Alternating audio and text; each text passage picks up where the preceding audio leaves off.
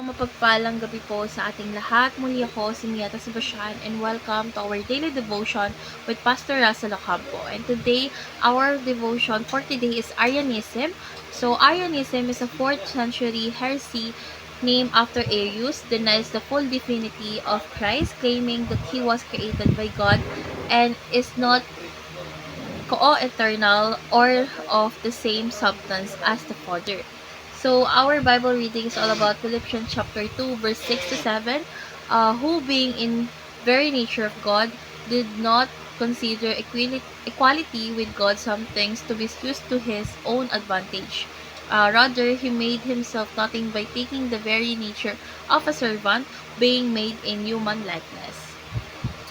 Additional readings natin is John chapter 1 verse 1 to 3 and 14. So, Colossians chapter 1 verse 15 to 17 and chapter 2 verse 9. Hebrews chapter 1 verse 3 and 8. So, tungkol saan nga ba itong verse na ito? So, ang verse na ito ay tungkol sa pagka-Diyos at pagkatao ni Kristo Jesus. So, ipinapakita nito na si Jesus Christ na nasa likas na kalikasan ng Diyos ay kusang nagpakababa at naging tao para sa kaligtasan ng sangkatauhan. So, ipinapahayag din nito na ang kanyang pagsuko ng sarili bilang pagkawala ng kanyang pagka-Diyos, kundi bilang isang makapagpakumbabang pagpapakita ng kanyang pagmamahal at layunin. So, dadako tayo sa ating teaching. So, yung first teaching is Jesus Christ is fully God, co-equal, and co-eternal with the Father. So, si Jesus Christ ay hindi isang nilalang kundi Diyos mismo. So, kapantay at kapwa walang hanggan ng Ama. So, siya ang salita na nagkatawang tao na lumikha ng lahat ng bagay at sumasalamin sa ganap na kalikasan ng Diyos. So, ang kanyang pagka-Diyos ay mahalaga sa ating pananampalataya sapagkat siya lamang ang may makapangyarihan na magligtas mula sa kasalanan. So, yung pagtanggi sa pagka-Diyos ni Kristo Jesus ay pagtanggi sa Ebanghelyo. So, ang pagka-Diyos niya ay patunay ng kanyang walang hanggang paghahari at kawalhatian.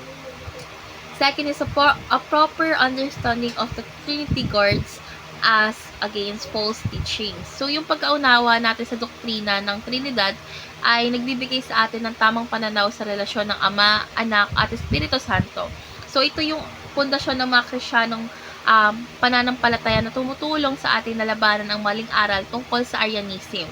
So, ang Trinidad ay hindi tatlong Diyos, kundi isang Diyos sa tatlong persona.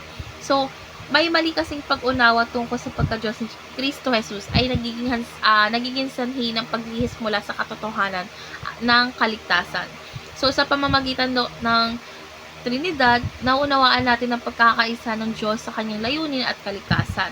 So, last teaching is the divinity and humanity of Christ are both essential for our salvation. So, yung pagka-Diyos ni Kristo Jesus ay nagbigay sa atin ng kapangyarihan sa kanyang sakripisyo upang bayaran ng kasalanan ng buong mundo. So, habang ang kanyang pagiging tao ang nagdala sa kanya upang magdusa para sa atin. So, bilang Diyos tao, siya ang perpektong tagapamagitan sa Diyos at tao.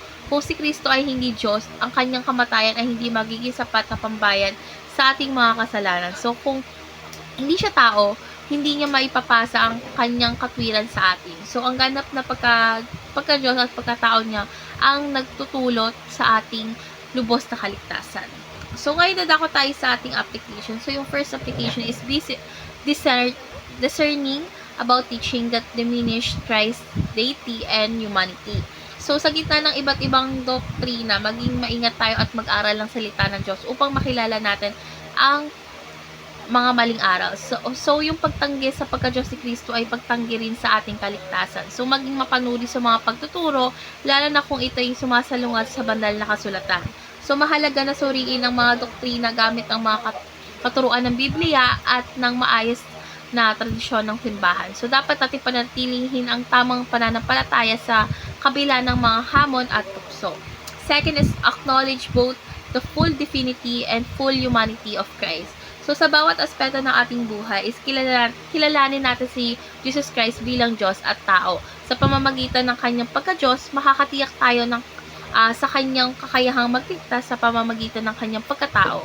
at matututo tayong umasa at magtiwala sa Kanya bilang ating kapatid at tagapagtaguyod. So, ang balanseng pag-unawa sa Kanyang kalikasan ay nagbibigay daan upang mas maging matibay ang ating pananampalataya. Ang pagka-Diyos at pagkatao ni Kristo Jesus ay nagbibigay sa atin ng inspirasyon na maging masanurin sa Kanya. So, last application is learn from church history as the church is guided by the Holy Spirit. So, yung kasaysayan ng simbahan ay nagpapakita kung paano binabantayan ng banal na espiritu ang katotohanan sa gitna ng maling pag-aaral. So, yung pagtuturo laban sa Arianism, naging malinaw ang tamang pananampalataya sa pagka-Diyos ni Kristo Jesus. So, matututo tayo mula sa mga halimbawang ito upang mapanatili ang tamang pananaw sa pananampalataya. So, yung pag-aaral ng kasaysayan ng simbahan ay nagpapalakas sa ating pagtitiwala sa paggabay ng Diyos sa Kanyang bayan. So, ang mga tagumpay ng simbahan laban sa maling doktrina ay nagpapatunay ng pagkilos ng Diyos sa ating kaligtaan. So, ngayon dadako tayo sa ating last part, which is our discussion. And our discussion tackles about why is it essential to acknowledge both the full divinity and full humanity of Christ for our salvation. So, yung pag-amin kasi sa ganap ng pagkatao at pagka-Diyos ni Kristo Jesus is mahalaga. Bakit? Kasi ito yung pundasyon ng ating kaligtasan. So, bilang Diyos, si Kristo lamang kasi yung may kakayahang mag-alay ng perpektong sakripisyong na sapat upang bayaran yung kabayaran ng kasalanan ng buong sangkatauhan. So, yung pagka-Diyos ay nagbibigay ng katiyakan na ang kanyang sakripisyo ay walang hangganang sapat at makapangyarihan. Samantala, ang kanyang pagiging tao kasi ay nagpapakita ng kanyang pagkakakinlanlan sa atin. Dahil siya ay naging tao, is naranasan niya yung kahinaan at tukso nating ngunit nananatili siyang walang kasalanan. Ito rin kasi is mahalaga dahil ang kanyang pagiging Diyos-tao ang gumagawa sa kanya bilang perpektong tagapagmagitan sa Diyos at tao. So, kung hindi siya ang Diyos, hindi niya maiangat ang tao patungo sa ating mahal na Diyos. At kung hindi siya tao, hindi niya lubos na mauunawaan ang ating kalagayan. So, ang ganap na pagka-Diyos at pagkatao ni Kristo Jesus ay nagpapakita ng kanyang pagmamahal at layunin para sa ating kaligtasan. So, yung tamang pananaw dito ay nagbibigay ng inspirasyon at pagtitiwala natin sa ating pananampalataya. So, let's pray na po. Lord God, pinupuri ka namin bilang Diyos na walang hanggan at tagapagligtas na nagkatawang tao para sa aming kaligtasan. Salamat sa iyong sakripisyo at sa iyong pagmamahal na nagligtas sa amin mula sa kasalanan at kamatayan. Lord God, bigyan mo po kami ng karunungan upang mapanatiling matatag sa tamang pananampalataya at mayangat sa mga maling aral. Patuloy mo kaming gabayan sa paglakad sa iyong kalooban. Lord God, pinupuri ka namin at sinasamba bilang aming Panginoon at tagapagligtas. Sa pangalan ni Jesus, Amen.